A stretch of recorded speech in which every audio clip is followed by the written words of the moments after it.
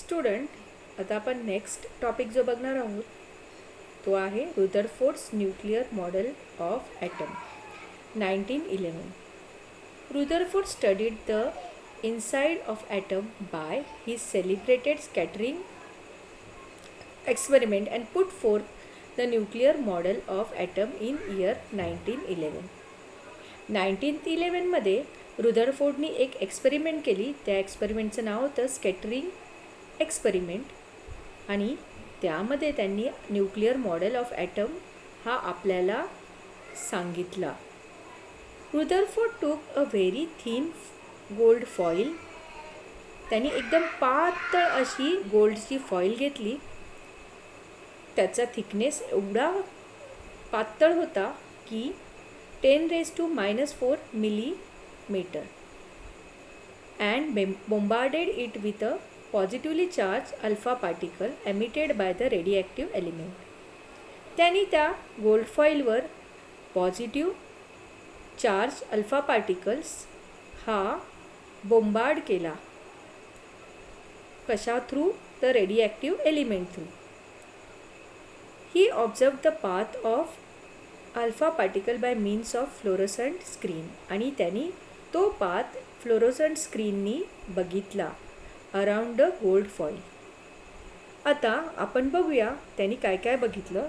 अशी एक टाईपची त्यांनी एक्सपेरिमेंट केली जिथे त्यांनी अल्फा पार्टिकल एमिटर ठेवलेला जो काय करत होता तर बोंबार्ड होत होता गोल्ड फॉईलवर. बाजूला त्यांनी फ्लोरोसंट स्क्रीन ठेवलेली आणि त्यानंतर त्यांनी काही ऑब्झर्वेशन्स केले. ते ऑब्झर्वेशन्स असे होते की आपण ते ऑब्झर्वेशन्स बघूया. It was expected that the alpha particle would get reflected from the gold foil if the positive charge mass was evenly distributed inside the atom. Unexpectedly, most of the alpha particle went straight through the foil.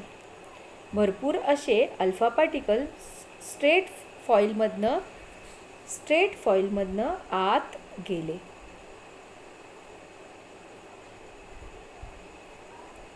A small number of alpha particle get reflected from the original path through the small angle.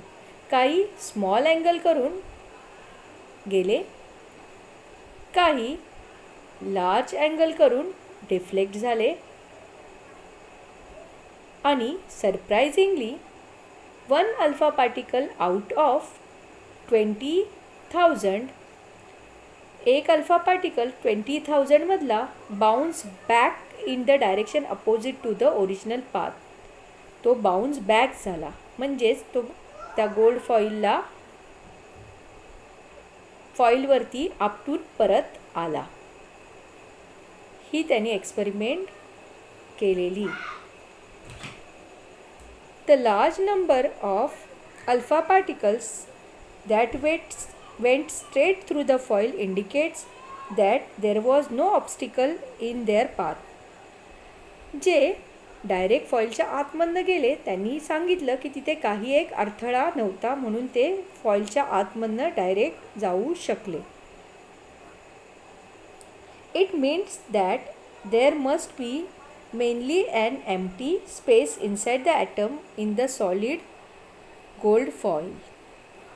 म्हणजेच त्या ठिकाणी empty space असल्यामुळे ते तिथून travel होऊ शकले. The small number of alpha particles that get deflected through the small or a big angle must have faced an obstacle in their path.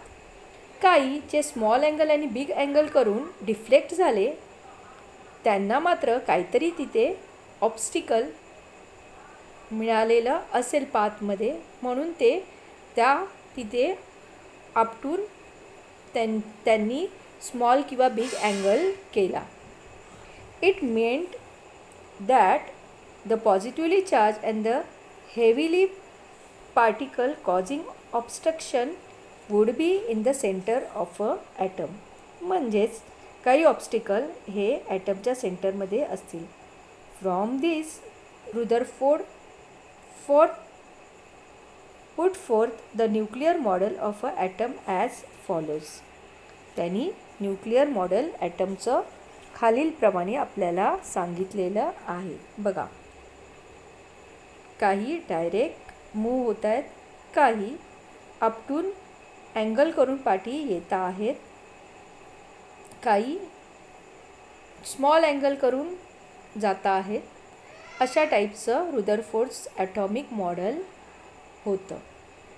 त्यानंतर त्यांनी त्याच्यावरती आपल्याला काही पॉईंट्स सांगितलेले आहेत. तर फर्स्ट पॉईंट बघूया. There is a positively charge nucleus at the centre of a atom. म्हणजेच ॲटमच्या सेंटरमध्ये पॉझिटिव्हली चार्ज न्यूक्लियस आहे. Almost the entire mass of atom is concentrated in the nucleus. आणि संपूर्ण ॲटमचं मास हे न्यूक्लिअरमध्येच आहे.